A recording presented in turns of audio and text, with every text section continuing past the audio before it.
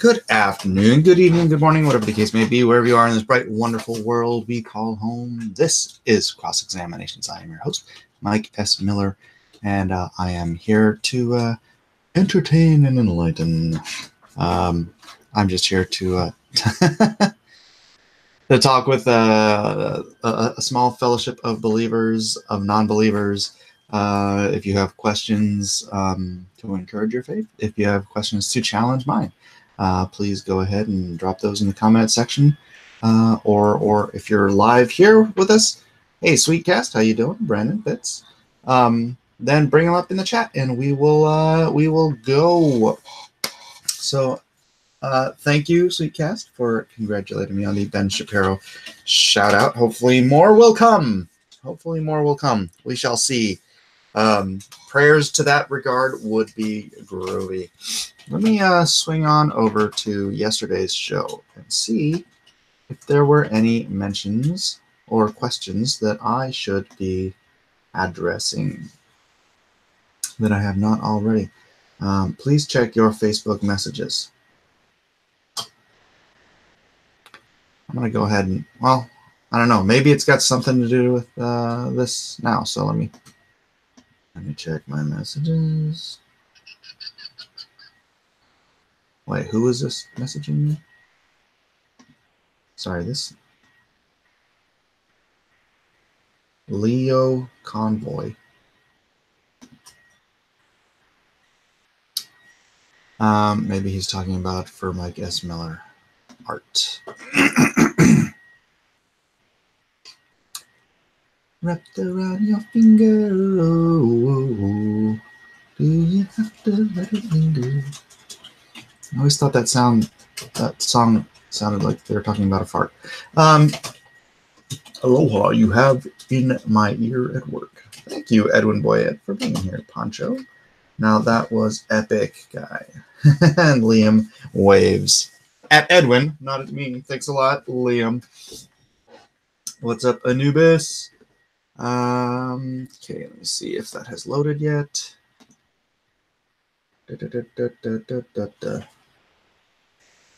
No, I don't see what page are you talking about? If you're here or there or are going to be there, then please tell me what. I have multiple Facebook pages, so let me know. You have any jump in sales for Lone Star because of Ben Shapiro's suite? Not a lot. Not a lot. Actually, let me check. Oh, there's one. There's one now. Why the heck can't I just grab the side tab? There it is. See, 1, 2, 3, 4. 4. I've gotten 4. So hey, better than nothing. Twitter, honestly, Twitter is not the world's greatest sales mechanism. It's yeah, if I go and I look at my my whatchamacallit thing. Wait, hold on a second. Shoot. Somebody. Ben's gonna call me today. Hold on, let me reply to him. Yeah.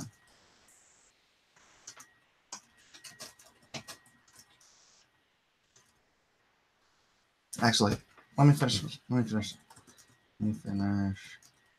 I will show.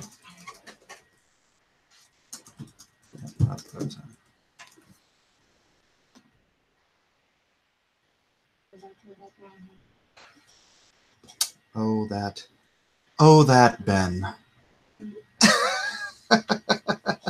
When am I going on the Shapiro show? That would be great. I don't know. Am I still saying your ego is too big already? No, this is humbling. This isn't ego building. This is humbling. I have great respect for Ben Shapiro. I think he's a prodigy of a mind. And as I said, I would totally vote for that guy for president. Even over our great and glorious leader Trump, I would probably vote for Ben Shapiro. But yeah, love that dude. So stoked that I am now in communique with the man. He's gonna call me today. All right, there are 42 viewers here. How about we get a little love in the share in the blasphemy.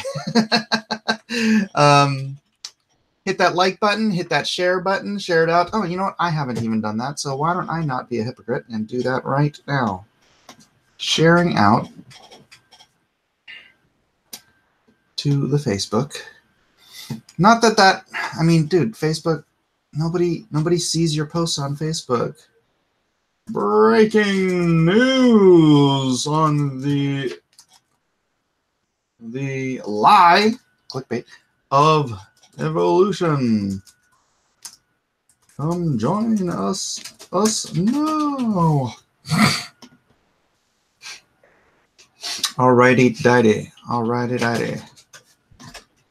All right, so oh my gosh, my hair looks a little weird. My daughter put my hair in a braid, and I kind of don't want to take it out, but it's like loosening, so I'm getting all these wisps and whatnot. So at Black Wolf Senpai just got here. Right on, I'm James. Facts don't care about your feelings. This is correct. Facts do not care about your feelings. And as they do not, why don't we check out some facts that are going to mess with some evolutionists' feelings. So, and I know if you're a left-leaning person, you will simply refuse to believe anything that comes out on Fox News. But you know what? Check your sources. Check the sources after the fact. I haven't even watched this video, so let's see what it is. It's probably going to start with the commercial. Oh, I forgot. You can't get sound on this computer. All right. Oh, no. What did I do? Okay, I don't want that. All right. So, actually, let me refresh it so we can get that picture back up here. Weird. I didn't get a notification. That's so not weird anymore. I honestly think YouTube has something against me because no one's getting their notifications. And it's kind of annoying. 48 people watching now. Again, if you have not, like and share so we can get some conversation going in here on faith, apologetics, history. Whoa, whatever. I even gave relationship advice yesterday. I'm really not a huge fan of giving relationship advice. But hey, you know, if you ask me, I just might answer your question. So, yay, Excal got and David Rogers got notifications. Woohoo! That's 2. All right, let's see. The fossil of a 180-million-year-old ichthyosaur from the Jurassic era has been discovered, and it contains evidence of blubber and skin.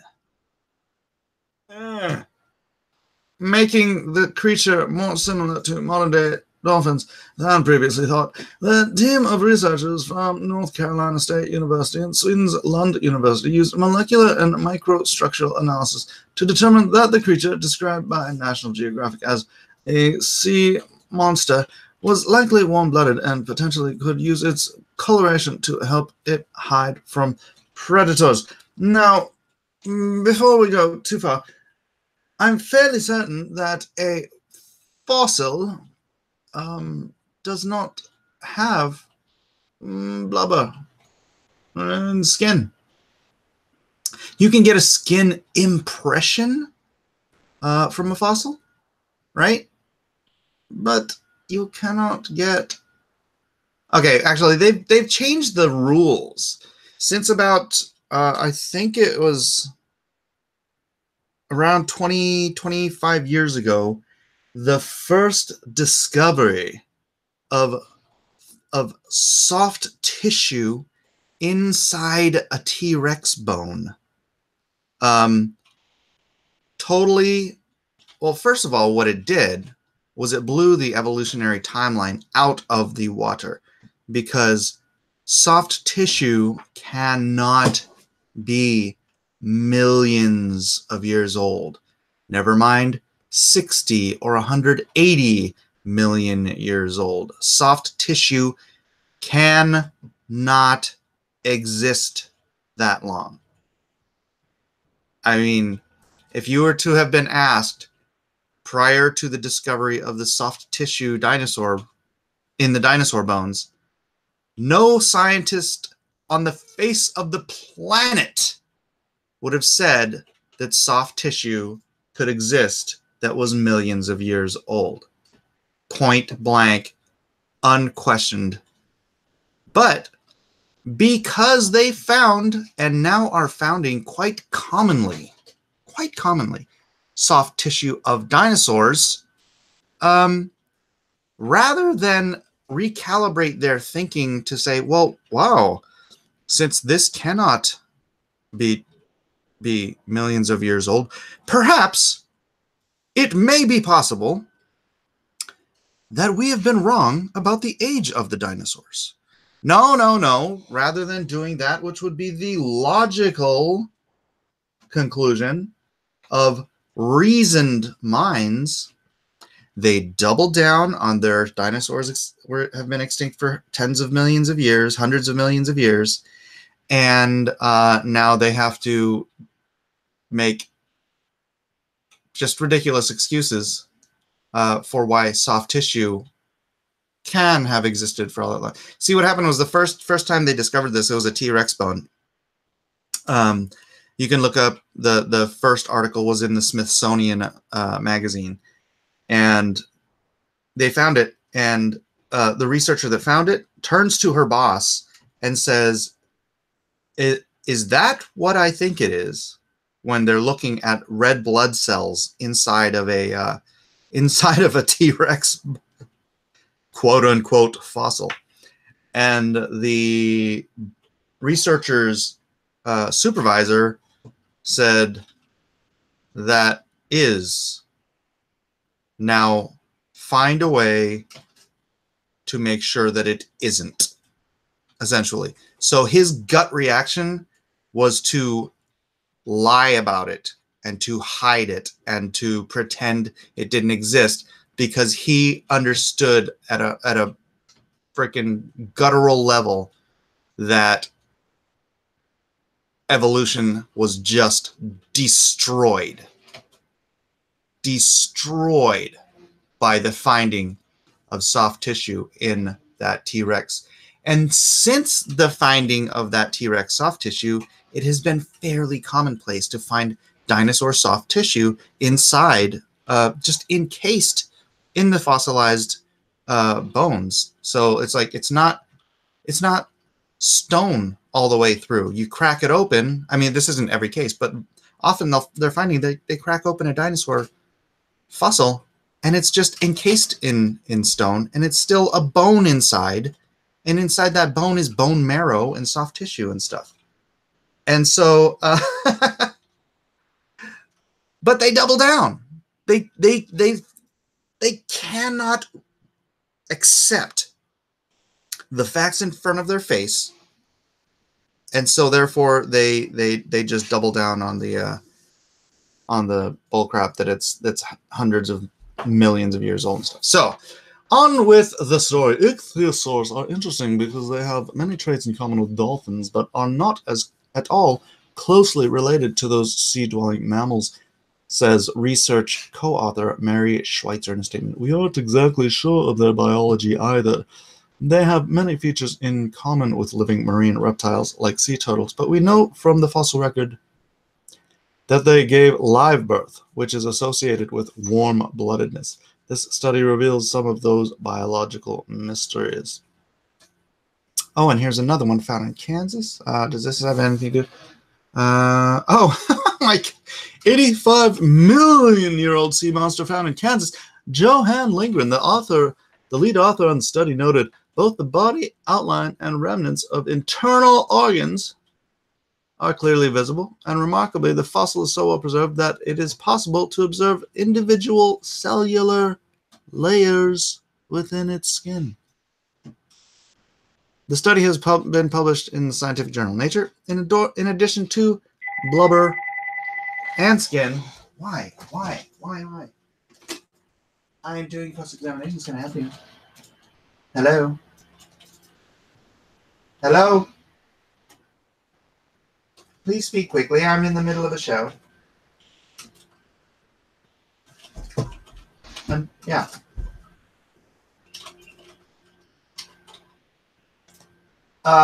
No, it's not my walk day. Can I talk to you later? Bye. It is not my walk day, and I have things to do tonight, so I do not have time to take the children for a walk. Would you want to go for a walk anyways? He's got his headphones on and he's playing video games. Evidence of the blubber, which is only found in animals capable of maintaining body temperatures in independent ambient conditions, as well as the liver donation. This is all just talking about how this is probably a mammal. So, oh, and then there's a 180 million year old sea monster, 150 million year old sea monster unearthed in India. Our results were repeatable and consistent across labs. This work really shows what we're capable of discovering. In April, a 205 million year old ichthyosaur fossil was discovered in southwest England, which was size of a blue whale. Wow, that's a big one. All right, so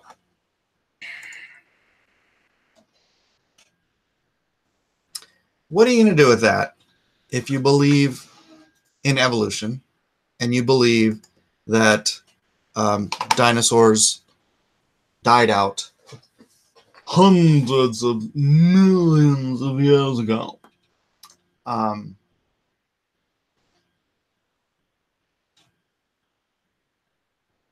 It was fun. I remember having this debate with Ethan many years ago, where I said, well, what would it take for you to accept that dinosaurs are young enough or were around early enough for us to have been, that dinosaurs didn't die out hundreds of millions of years ago. And he said some sort of an artifact like a dinosaur skin drum or something like that, where where you saw that there was stuff being used. And I said I knew this stuff, and I'm like, so you're saying like if they found dinosaur soft tissue, I use that word exactly, then you would believe. And he's like, yeah. And so I started showing him all this stuff, and he just like bailed out of the conversation. Ethan believes in evolution still, I believe. That was probably the same conversation where I showed him the Marco Polo description of the Allosaurus. Was it the Allosaurus? No, not the Allosaurus. Is it the Allosaurus? T-Rex, Tyrannosaurus. Yeah, Allosaurus. Blacklist universe. Please don't conflate old earthers with evolutionists. A lot of creationists who are the strongest anti-evolutionists which is around are also old earthers. As a Mormon, Jay, yeah, I mean, what Ethan believes truly, I think is I'm not certain. He grew up in the Mormon Church, but how much of the Mormon teachings he believes, I have no idea. How am I doing today? I'm doing just fine. I got up pretty late. I'm sorry. That's why we're doing this show at 1 o'clock in the afternoon. Ethan's a Jack Mormon. Ethan's a Catholic. Oh, back to your point, WK. I'm the old Earth argument. I don't know. I don't see the purpose in it. I don't see the evidence for it, honestly. So, Yeah, Johnny, I know you meant Catholic. Johnny. But anyways, we've been through that before. What did you miss? I was just I had another yet another discovery of dinosaur soft tissue was making the news in a 180 million year old fossil, which is just it's a joke on its face. You can carbon date things with that which have carbon, and they refuse to carbon date these things because they know that because they can carbon date them, they'll end up as under 50,000 years old, which they can't have, which is silly. No, I'm not an Indian. I'm half Japanese. Although that's a very interesting point. So this has nothing to do with anything we usually discuss, but I am part Ainu, which is Ainu is the Aboriginal people of the island of Japan, which I believe came over from Russia, probably. I mean, most likely.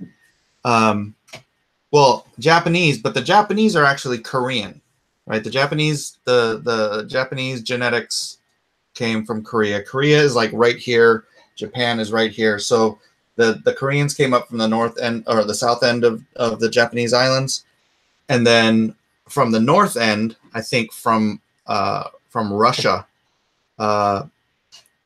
they were populated by a people called the Ainu. The Koreans won. Okay. But the Ainu were still part of that population. And my grandmother or great-grandmother, I can't remember which, actually, I think it's my grandmother, was Ainu. Ainu sounds an awful lot like Inuit, and both words have similar meanings, right? Ainu means human. Inuit means the people. So it's entirely possible that like the Inuit Indians are Ainu, which essentially would make me part of that same genetic lineage. So, but I'm also half white. Don't tell the Japanese they are Koreans. They'll go insane. Oh, you know who hated it? The Koreans. So when they finally discovered this, because in times past, because of the language, the Japanese use the Chinese language in their writing, right? The Chinese pictographs. And I think because of that, people or historians or whatever believed that the Japanese were descended from the Chinese, right? Which in a sense they were, because the Koreans were descended from the Chinese, but the more direct route. So they did DNA when DNA testing happened, like across Asia and whatnot. They discovered that the Japanese are directly descended from the Koreans. And the article that they had posted, if you read the comments, it was all Koreans that were just pissed off that they were related to the Japanese. Because there ain't no love for the imperialist nation of Japan. Aren't Native Americans originally from Asia as far as their ancestors are concerned, back when the continents were all part of Pangaea?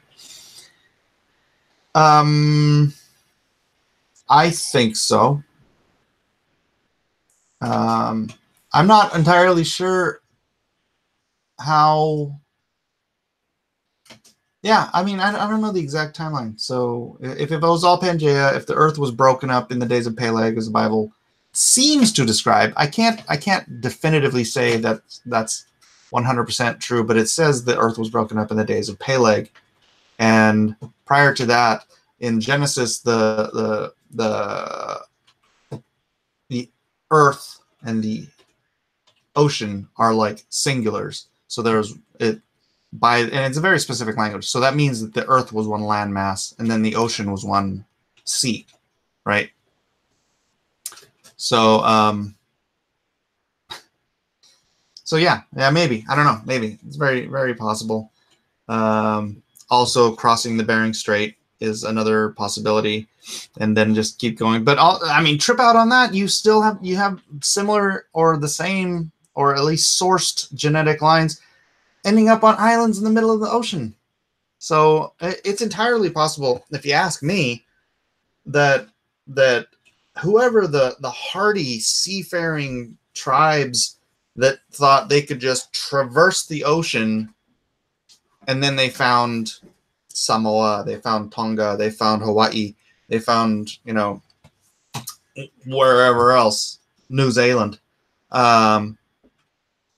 They could have very well found South America, and then just, oh wow, this is a really big island. We'll hang out here, and then populate there because there are so many resources. You never know. You never know.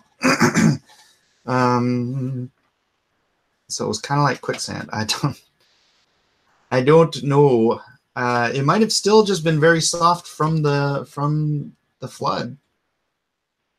And that's one of the things that drives me nuts about the whole old Earth theory thing is they base a lot of this on the strata in the ground, right? They base a lot of it in, because you see strata in the ground almost everywhere on Earth. You see strata, and strata has to lay it out. That they say that each layer, you know, takes whatever, thousands of years, millions of years, whatever. Are we talking about flat Earth again? No, we're not. To build up, and you know, and then it hardens underneath. It becomes rock. It becomes sandstone. It becomes yabba dibba doo. And then you have, you know, just yards and yards, or hundreds of feet, or thousands of feet of strata that was accumulated over layers of time, right? And it's ridiculous, because you'll see. Let me see if I can find an example. What is that place called?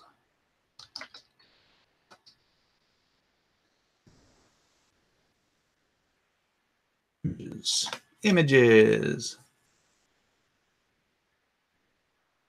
Okay, you know what? Let me just, this interesting image search.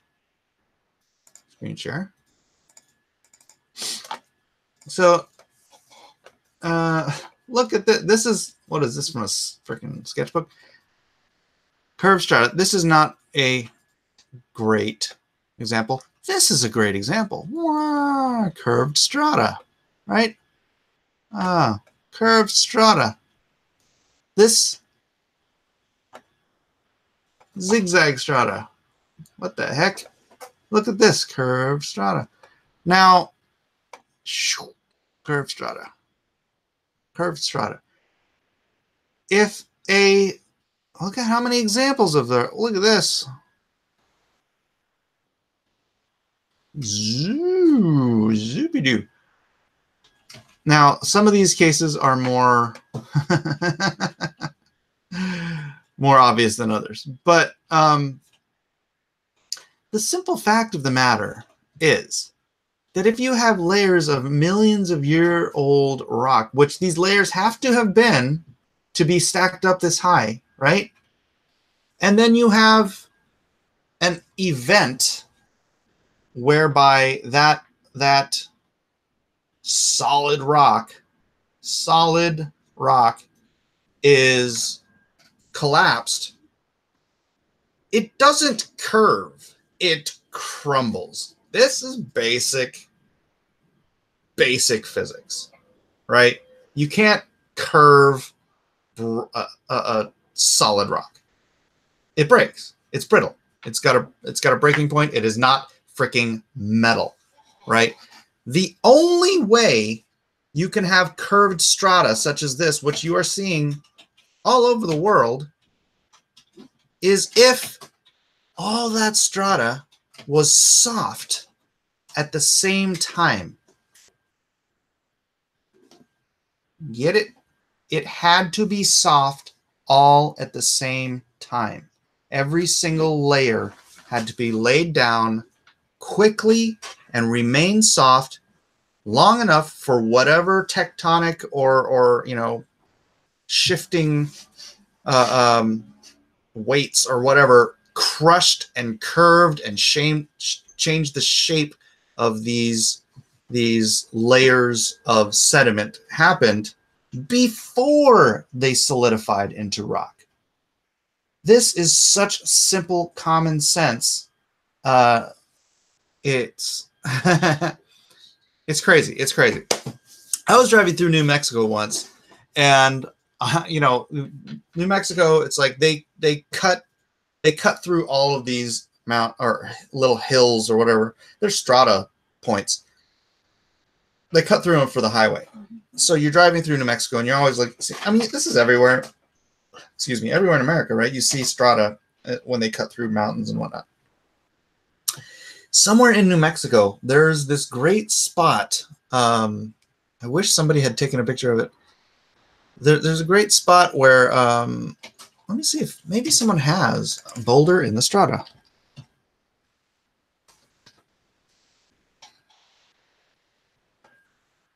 Gosh, it would be great if someone took a picture of this thing. So anyways, you have all this strata, and it's straight. Everywhere we're going, it's straight. And then they cut through this one section, and they cut through this boulder that is the size of a minivan, right? Underneath the boulder, the strata curves. I'm doing a hand gesture. You can't see because I'm not sharing. I'm sharing my screen. So here you have, here you have the boulder, and all this strata that throughout New Mexico is just perfectly parallel. It just does this under the boulder, right? Explain that to me, old Earth, millions of year old rock strata believers, because it's as simple as possible to me that all of these soft layers of sediment had been laid down, and then somehow or another, whether that boulder was a meteorite or a freaking chunk of a volcano, whatever it was, it came down heavily and rested, in the water, because I believe this was under the waters of the flood, right? So rested on that strata, the weight of it pushed the mud strata layers beneath it very simply. And it's such simple common sense physics. And then thousands of years later, it's all rock, and the people of New Mexico want a highway, and they cut through this boulder and the strata at the same time. And it's this perfect example of how there's no freaking way in any logical, reasonable world that those layers were laid down over millions of years. So that's my a lot, if not all, of the old Earth arguments are based on things like this, and I've dismissed them over the years. So consider your timeline. There's evidence that advanced civilizations predate what was previously thought, also, although that is changing with the discovery of Göbekli Tepe. It's Tepe? Is it Tepe or Tempe? I believe that's I think Göbekli Tepe is a pre-flood settlement.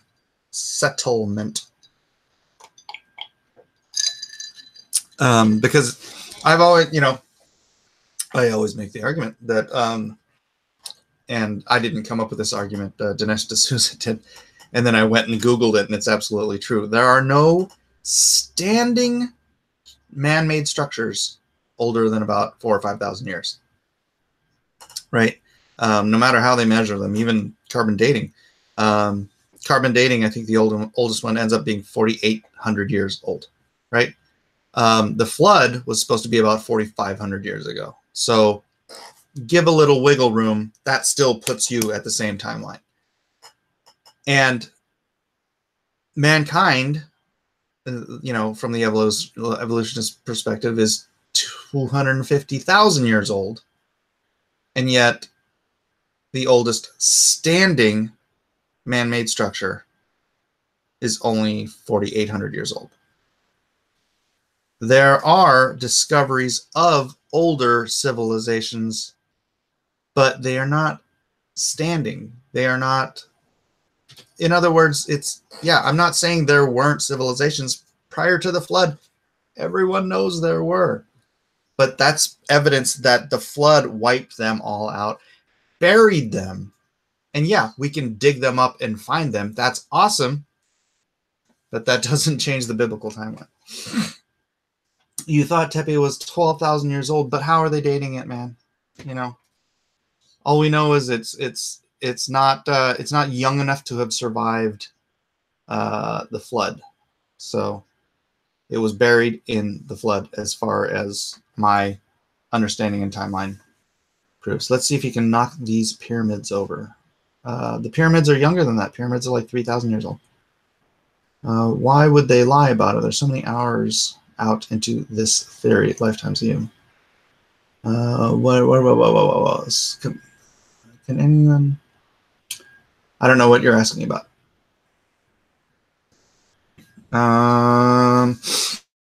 Oh, came in late yesterday. The 99 Monkeys theory, I feel, proves God exists since it can't be explained.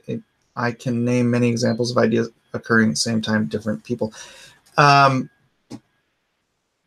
Yeah, we actually, didn't we discuss that yesterday? Yeah, we got into the metaphysical, trying to explain away the, or we got into atheist materialists trying to use the metaphysical to explain away things happening, and therefore it becomes religious. If you're a materialist and you're using the metaphysical to explain things that your materialist worldview cannot explain, well, you lose. You lose the fight right there, don't you? The pyramids are not 3,000 years old. LOL. Age of pyramids.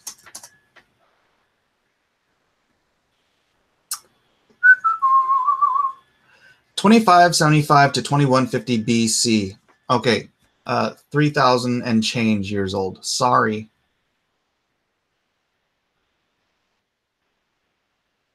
And may I respond, LOL. Man, I just hit the leg so hard at the gym. Well, later, have to go later. Black Wolf, leg day. Are we talking about the age of the earth? We are talking about the age of the earth, indeed. Indeedly do. Indeedly do. Let's see, how much time do we have left? Oh, we have plenty of time. We have 23 minutes left. Right on. What else we got, guys? Doesn't the materialist world not explain how the 99 Monkeys theories occur, possibly as part of the intelligent design of God? Well, that's what I'm saying, Giuseppe, is that if you're a materialist, you can't explain how. If you're a materialist atheist and you believe that mankind is 25,000 years, 250,000 years old, or even if you only think they're 100,000 years old, you can't explain how, after all of that time, and mankind all over the world, supposedly, that they couldn't figure out how to stack rocks and make buildings. And then suddenly, about 4,500 years ago, out of the blue, they start doing it. And then within the span of about 1,000 years, they're building freaking pyramids. They're building superstructures so big and so accurate that we literally cannot make them with our technology today. And so the materialist who cannot explain this phenomenon has to go to metaphysics, right? And create this stupid 99 Monkeys theory. But within metaphysics, if you accept metaphysics, you're thus no longer a materialist. You're accepting that there's something metaphysical about the universe, and then, but you're like, okay, I'll accept this. Here, I'm going to draw this line in the sand. I'll accept this little bit of metaphysics, just because obviously materialism can't explain this sort of thing. But they won't just keep taking those steps into metaphysics to the point where they reach God. They want to stay so far away from God, or as far away from God as possible. So they'll allow a little bit of metaphysics, but they won't allow God, who is the ultimate metaphysical being, right? So it's hypocritical. It's hypocritical, if you ask me. The 99 Monkeys theory. I know it was a Bruce Willis movie. Okay, I need to explain this. So, due to things like I just said, the absolute lack of technological growth from a humankind that is supposed to be 250 million years old and essentially unchanged, right? That's always the argument. Essentially unchanged for 250 million years. And I'm like, brother, my 2-year-old could have stacked rocks, right? That's what building is, stacking rocks. The oldest buildings are freaking stacked rocks. That's not building. And and none of them existed until about 4,500 years ago. So for 250 million years, no, not 250 million, 250 million years, sorry, I apologize for that. 250 million years until 4,500 years ago, we essentially unchanged humans couldn't figure out how to stack rocks together to make burial chambers or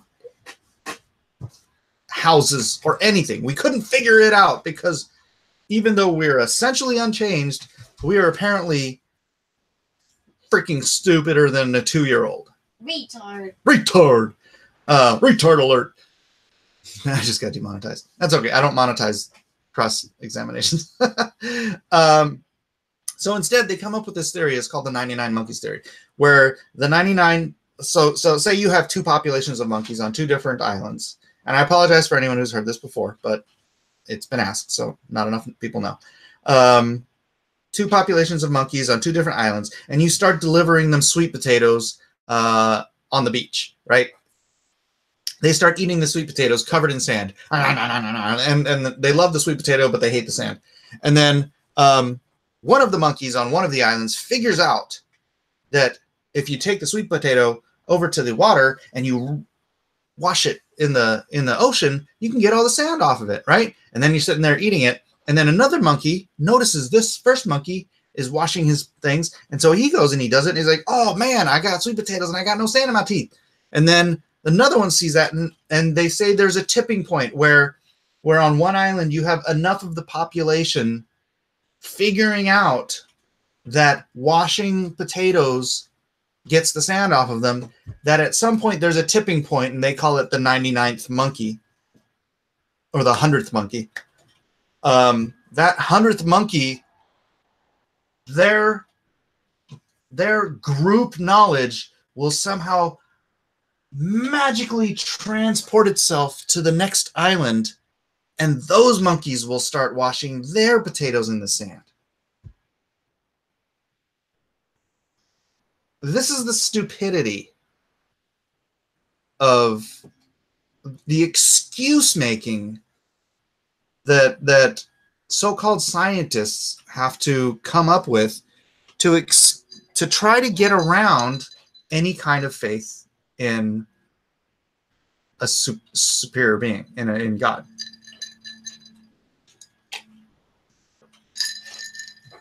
Hikaru, did that not make sense to you? Apes, not monkeys.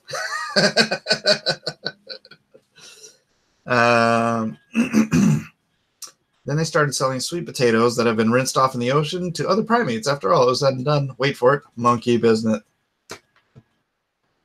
Eric, I have to put you in a timeout. Morphogenic field theory. Been around for a while, Mike. That doesn't make it any less ridiculous. I don't know. Magic? What spurred the potato theory? Gosh, we can't keep going backwards, man. We can't. You can rewatch it.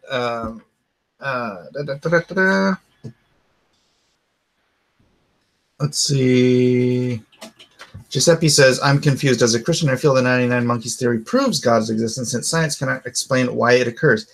It doesn't occur, Giuseppe. It's a theory to explain away the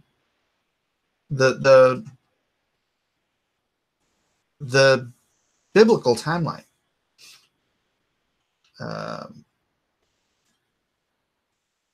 There were a group full of white Brits called the Monkeys. Racist. Am I doing it right? The Monkeys were American, man. Here we come, walking down the street, get the funniest looks from everyone we meet. I'm not going to do it. All right, let me scroll up and see if there was any other...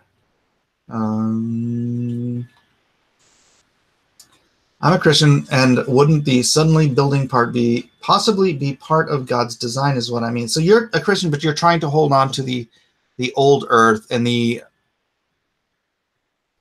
250,000-year-old mankind theory. Is that your point? Because the suddenly building part fits the biblical story part to a T. So around 4,500 years ago, the flood wipes out all of mankind, buries all previous civilizations, kills everything on the planet, everything with air in its lungs. The breath of life is the words used in Scripture. And then what do you have? You have Noah and his family repopulating the earth. After Babel, everyone splits up and takes off around to the different areas on Earth. And what do they do when they get there? What they did before the flood, what people did before the flood. They built towns, they built cities, they built structures, you know. And yeah, it was all over the earth. And then at some point the earth divided. It's the Bible says in the days of Peleg, but again, I'm not 100% on that, but I accept it until proven otherwise. But yeah, so that's how you get people with the knowledge to build pyramids in Egypt. You get people with the knowledge to build pyramids in Peru. You get people with the knowledge to build pyramids in South Central America, in Scotland, I believe. I think there's some sort of a pyramid. I might be wrong. Heck, there's even a pyramid in Antarctica, if you believe that. But suddenly, this technology is all over the planet in the blink of a geological eye. Or, if you look at the biblical timeline, it makes absolute perfect sense with the biblical timeline. So, there you have it.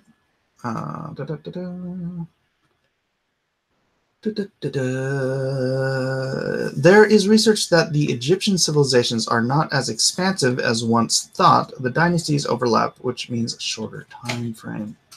Okay. What do you think the pyramids were for? They're on every continent, including Antarctica. Ah, he just said it. It's a good question. I honestly don't have an answer. It seems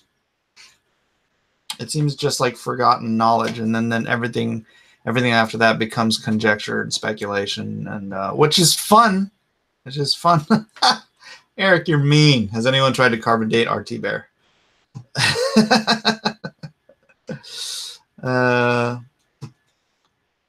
Zebulon Pike says Göbekli Tepe is radiocarbon dated as old as 8800 BC. Yeah, but it's not necessarily accurate. Carbon dating is not always accurate, and I mean, they've carbon dated living creatures like to like 50,000 years old, or they carbon date coal to 12,000 years old. They carbon date I don't have a whole list, but there's like a whole list of things they've carbon dated that are so out of whack with what we actually know to be true, that why would you take it on faith that what we don't know to be true is being carbon dated accurately. Right?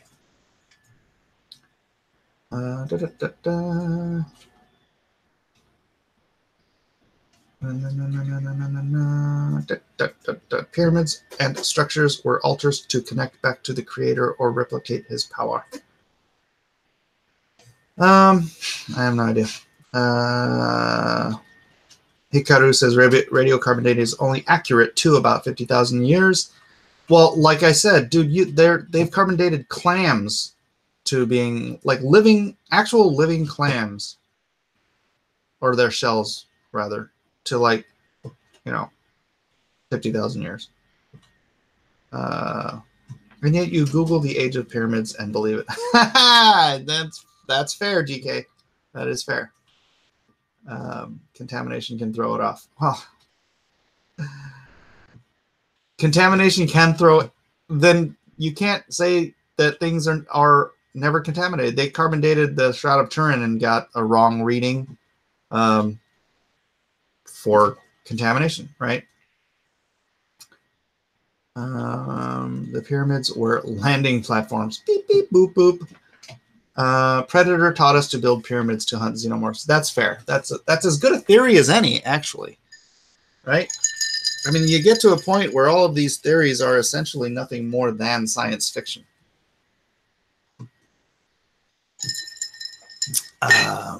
Agreed, flood wiped it out. Then I believe 99 monkeys maybe caused all the same type of building, even confiscate people, same idea, same time. Example, Malin and conflict creator. Well, the Bible says there's nothing new under the sun, Giuseppe.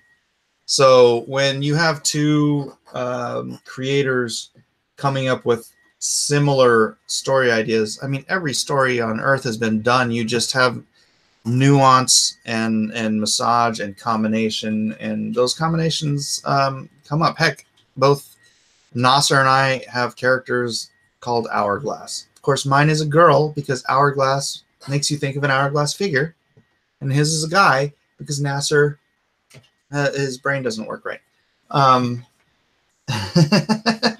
Mike's wearing a long sleeve shirt. Must have dipped into a chilly 75 degrees in San Diego. Were people created already knowing how to build things? No, but Noah, remember, Noah was a builder. He built the ark. And then figuring out how to stack rocks, again, if you're 2 years old and you're not functionally retarded, you can figure out how to stack rocks. So the idea of stacking rocks to make shelter or burial mounds or whatever it is, it's something that any human of any era should have been able to figure out if they needed shelter in a place where there were rocks, right? You don't always just put twigs together and cover it with animal skins, as for some reason the Native Americans continued to do until the European people came over here and set them straight. I'm going to get crap for that, huh?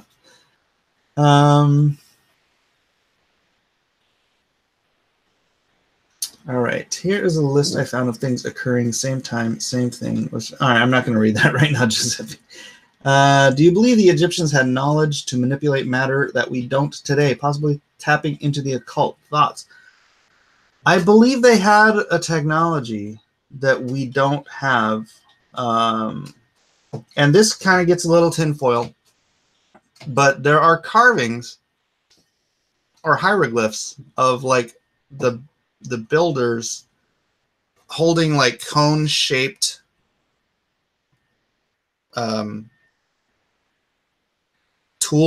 cone-shaped tools, right?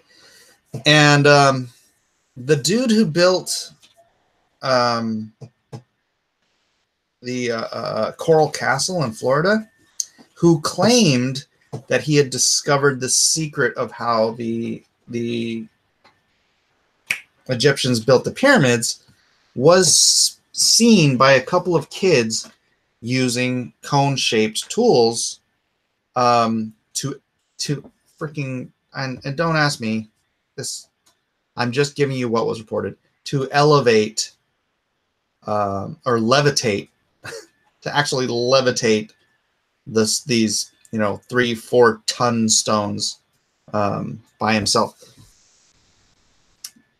So I don't know is my actual answer, but it is absolutely fun speculation to think, because man, they moved like 70-ton, perfectly like laser cut. Perfectly cut stones, and move them into place so accurately you can't slip a piece of paper in between them. And they did this on a scale of, was it 200 trillion tons or something is the weight, or 200 million tons? I can't remember what it is. Just imagine the task. And then imagine us trying to do that with our technology, and then realize that they didn't have our technology. They knew something. I mean, the amount of information lost, the amount of information, just imagine, okay, go with me, even if you don't believe in scripture right now, go with me to this concept.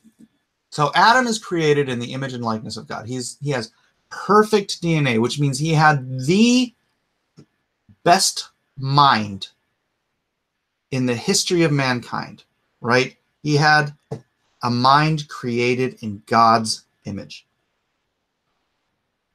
which means that dude was smart, right? He lived to be 900 years old. All the generations prior to the flood were not only closer to genetic perfection and thus extraordinarily smart prior to the flood. They lived to be 900 years old. We think Einstein was smart. Imagine an entire planet populated by Einsteins but smarter, who lived to be 900 years old. Imagine the level of technology and understanding that they could have reached prior to obliteration, because rather than using that to worship God, they used it to turn the world into a sinful hell. Hey, can you stop? Go get Elijah and tell him to get Jojo. To get Jojo? Is it Wesley? It's going to be here any minute. Mm-hmm.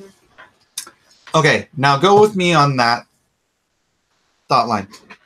All that accumulated information, all that wisdom, all that knowledge would have to have been transferred to the new world vis-a-vis one family, right?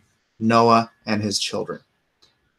So whatever knowledge was retained from the pre-flood earth had to transfer its way through through one family, and was probably dispersed as well as possible to 1, 2, 3 generations. Somehow we lost all that information, but some of it may have been contained and preserved up until, say, the people who built the pyramids, the people who built the pyramids in Peru, the people who built the pyramids in or Antarctica, whatever. But at some point, all that information was lost. Imagine. I imagine there was a lot of good information in the Library of Alexandria, but we are a history of savages and ignorance that has destroyed so much information. It's actually heart-wrenching if you think about it too long. But anyways, that's my speculation on how these things happen. I forgot about Adam's age. I just said Noah was the last pre-human. Pre-human? That's an interesting way to put it. Noah was working class. The problem is that Old Testimony cannot be taken literally. One, it's Jewish mythology. Two, it's mashed up from various sources. I totally disagree with you. It's not mythology at all. It's a record. It's God-breathed record. Have you read any Velikovsky, Mike? No, I have not. Who's Velikovsky? Noah was Cro-Magnon.